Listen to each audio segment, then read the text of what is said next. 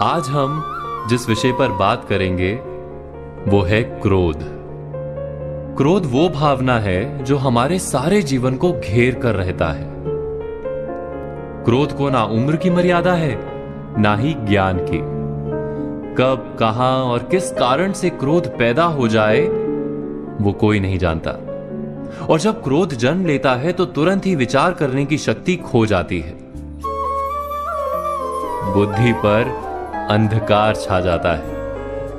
वर्षों के संबंध पल भर में टूट जाते हैं। सारा जीवन बिखर जाता है। किसी भी कारागार में जाकर देखिए, अधिकतर अपराधी क्षण भर के क्रोध का दंड भोगते हुए दिखाई देंगे, पर फिर भी हम क्रोध पर अंकुश नहीं लगा पाते।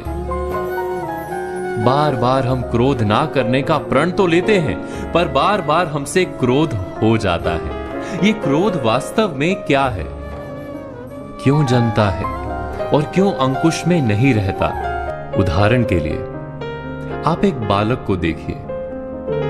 उसे किसी वस्तु की इच्छा होती है और उस समय अगर उसे वो नहीं मिलती या कोई उसे भयभीत करता है तो वो प्रतिक्रिया देता है। बालक की प्रतिक्रिया क्रोध है, क्योंकि बालक निर्बल है, निसहाय है।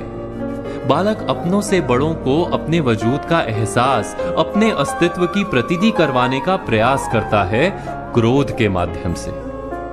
बड़े होने पर भी हम क्या ऐसा ही नहीं करते? क्या क्रोध हमारे भीतर बैठे बालक का प्रतिभाव नहीं? अर्थात क्या क्रोध वास्तव में केवल बालक जैसे व्यवहार का नाम नहीं?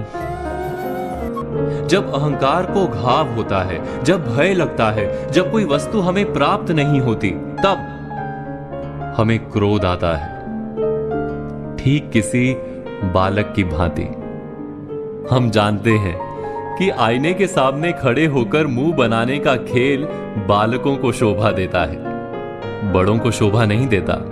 फिर भी हम बालक की भांति क्रोध करना बंद नहीं करते। हम अनुभव से जानते हैं, दूसरों को देखकर बता सकते हैं कि क्रोध से कभी कुछ प्राप्त नहीं होता। सम्मान हो, संपत्ति हो, प्रेम हो या सुरक्षा हो, क्रोध से नहीं मिलता।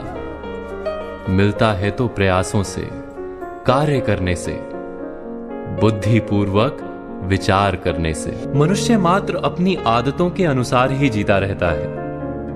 क्रोध भी आदत बन जाती है। हमारे चाहते हुए भी हम अपने प्रतिभावों को रोक नहीं पाते। हम स्वयं को बड़े या पुख्ता मानते हैं, पर थोड़ा सा कारण मिलते ही हमारे भीतर का बालक क्रोध कर बैठता है। अर्थात क्रोध वास्तव में और कुछ भी नहीं, हमारी बालक बुद्धि का नाम है। जैसे ही हम इतना स्मरण में रखें कि हम बालक नहीं, बालक जैसा व्यवहार हमें शोभा नहीं देता, वैसे ही क्रोध स्वयं ही बंद हो जाता है। क्या ये सत्य नहीं?